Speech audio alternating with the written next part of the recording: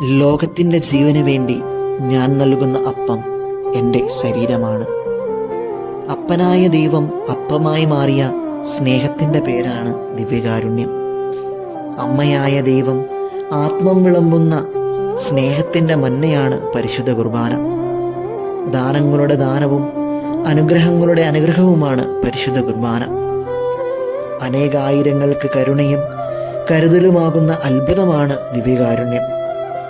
സ്വർഗത്തിൽ നിന്നുള്ള എല്ലാ കൃപകളും ശേഖരിച്ചു വച്ചിരിക്കുന്നത് പരിശുദ്ധ കുർബാനയിലാണ്. നമ്മോടുള്ള ഈശോയുടെ അപാരമായ സ്നേഹത്തിൻ്റെ പൂർത്തീകരണമാണ് ദിവ്യകാരുണ്യം. ദിവ്യകാരുണ്യം ജീവന്റെ അപ്പമാണ്.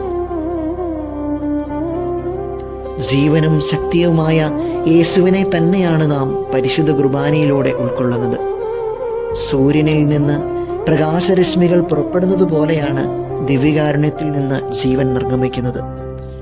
ജീവൻ നൽകുന്ന ശരീരമെന്നാണ് ക്രിസ്തുവിൻ്റെ ശരീരത്തെ വിശുദ്ധ അംബ്രോസ് വിളിക്കുന്നത്. അമർത്യതയുടെ ഔഷധമെന്ന് വിശുദ്ധ ഇഗ്നേഷ്യസ് വിശുദ്ധ കുർബാനയെ വിശേഷിപ്പിക്കുന്നുണ്ട്. വിശുദ്ധ കുർബാന എന്നത് ദൈവിക ജീവനാണ്. വിശുദ്ധ കുർബാനയിൽ പിതാവ് തൻ്റെ പുത്രനെ തന്നെ ദാനമായി മനുഷ്യകുലത്തിന് നൽകുകയാണ്.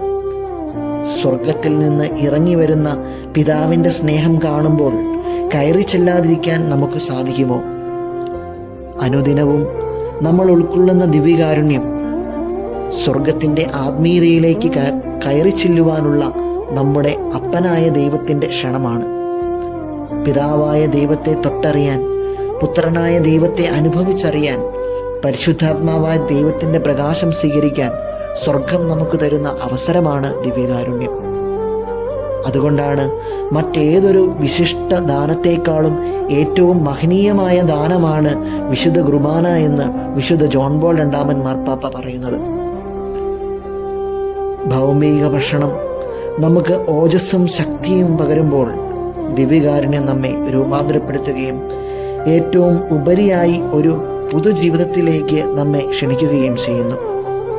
ദൈവം തൻ്റെ പുത്രൻ്റെ മരണവും ഉത്ഥാനവും വഴി നൽകുന്ന വിശുദ്ധീകരിക്കുന്ന, രൂപാന്തരപ്പെടുത്തുന്ന, മഹത്വീകരിക്കുന്ന ക്രിസ്തുവിൻ്റെ സ്വയം പരിത്യാഗത്തിൻ്റെ ഫലമായ വിശുദ്ധ കുർബാനയെ നമുക്ക് സ്നേഹിക്കാം.